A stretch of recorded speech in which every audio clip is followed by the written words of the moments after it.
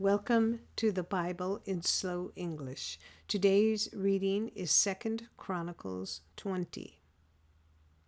After this, the children of Moab, the children of Ammon, and with them some of the Ammonites, came against Jehoshaphat to battle. Then some came who told Jehoshaphat, saying, "A great multitude is coming against you from beyond the sea, from Syria.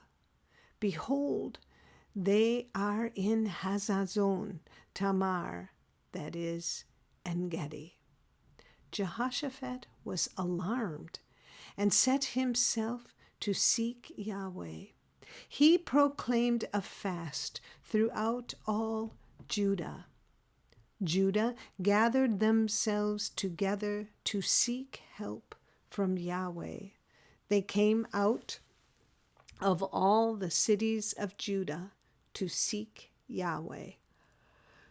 Jehoshaphat stood in the assembly of Judah and Jerusalem in Yahweh's house before the new court, and he said, "Yahweh, the God of our fathers, aren't you God in heaven?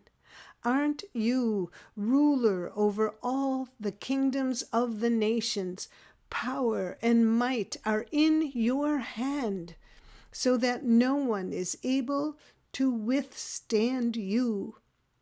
Didn't you, our God, drive out the inhabitants of this land before your people Israel, and give it to the offspring of Abraham, your friend, forever?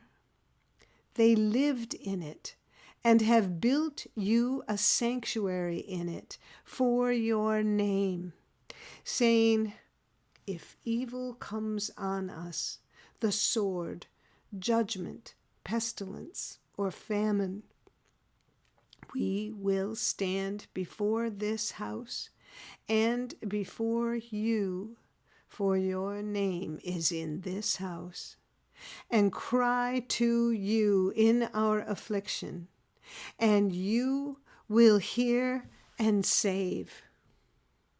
Now, behold, the children of Ammon and Moab and Mount Seir, whom you would not let Israel invade when they came out of the land of Egypt, but they turned away from them and didn't destroy them.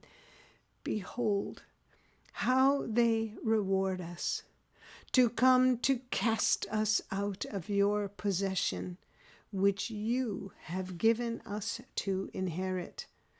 Our God, will you not judge them? For we have no might against this great company that comes against us. We don't know what to do, but our eyes are on you." All Judah stood before Yahweh with their little ones, their wives, and their children. Then Yahweh's Spirit came on Jehaziel, the son of Zechariah, the son of Benaiah, the son of Jael, the son of Mattaniah, the Levite, of the sons of Asaph, in the middle of the assembly, and he said, "Listen, all Judah, and you inhabitants of Jerusalem, and you, King Jehoshaphat. Yahweh says to you, don't be afraid, and don't be dismayed because of this great multitude, for the battle is not yours, but God's. Tomorrow go down against them. Behold, they are coming up by the ascent of Ziz. You will find them at the end of the valley before the wilderness of Jeruel. You will not need to fight this battle. Set yourselves, stand still, and see the salvation of Yahweh with you, O Judah and Jerusalem. Don't be afraid, nor be dismayed. Go out against them tomorrow, for Yahweh is with you. Jehoshaphat bowed his head with his face to the ground, and all Judah and the inhabitants of Jerusalem fell down before Yahweh, worshiping Yahweh. The Levites of the children of the Kohathites and of the children of the Korahites stood up to praise Yahweh, the God of Israel, with an exceedingly loud voice. They rose early in the morning and went out into the wilderness of Tekoa. As they went out, Jehoshaphat stood and said, "Listen to me, Judah, and you inhabitants of Jerusalem. Believe in Yahweh your God, so you will be established. Believe his prophets, so you will prosper." When he had taken counsel with the people, he appointed those who were to sing to Yahweh and give praise in holy array as they go out before the army, and say, "Give thanks to Yahweh, for his loving kindness endures forever." When they began to sing and to praise, Yahweh set ambushers against the children of Ammon, Moab, and Mount Seir, who had come against Judah, and they were struck. For the children of Ammon and Moab stood up against the inhabitants of Mount Seir to utterly kill and destroy them. When they had finished the inhabitants of Seir, everyone helped to destroy each other. When Judah came to the place overlooking the wilderness, they looked at the multitude, and behold, there were dead bodies fallen to the earth, and there were none who escaped. When Jehoshaphat and his people came to take their plunder, they found among them in abundance both riches and dead bodies with precious jewels, which they stripped off for themselves more than they could carry away. They took plunder for 3 days. It was so much. On the 4th day, they assembled themselves in Berakah Valley, for there they blessed Yahweh. Therefore, the name of that place was called Berakah Valley to this day. Then they returned, every man of Judah and Jerusalem, with Jehoshaphat in front of them, to go again to Jerusalem with joy, for Yahweh had made them to rejoice over their enemies.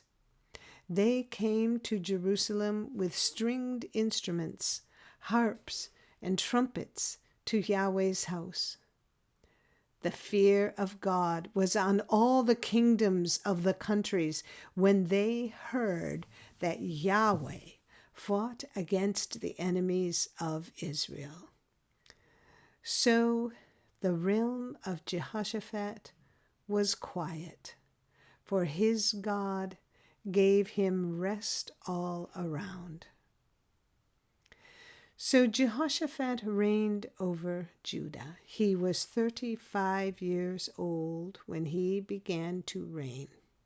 He reigned 25 years in Jerusalem. His mother's name was Azubah, the daughter of Shilhi.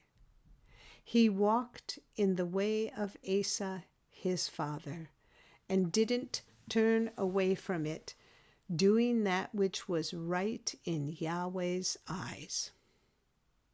However, the high places were not taken away, and the people had still not set their hearts on the God of their fathers. Now, the rest of the acts of Jehoshaphat, first and last, behold, they are written in the history of Jehu, the son of Hanani, which is included in the book of the kings of Israel. After this, Jehoshaphat, king of Judah, joined himself with Ahaziah, king of Israel. The same did very wickedly. He joined himself with him to make ships to go to Tarshish. They made the ships in Ezion Geber. Then Eleazar, the son of Dodavahu of Marashah, prophesied against Jehoshaphat, saying, because you have joined yourself with Ahaziah, Yahweh has destroyed your works.